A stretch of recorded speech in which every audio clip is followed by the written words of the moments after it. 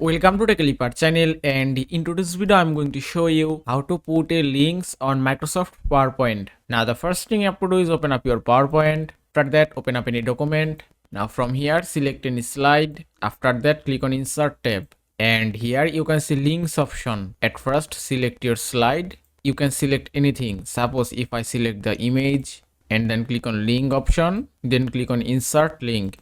That's it. Now here you can see three options: existing file or web page, place in this document, and email address. Suppose if I select place in this document and then choose anything. If I select first slide and then put the cursor here and then click on OK. After that select your first slide. Now open up your Chrome browser and copy any link.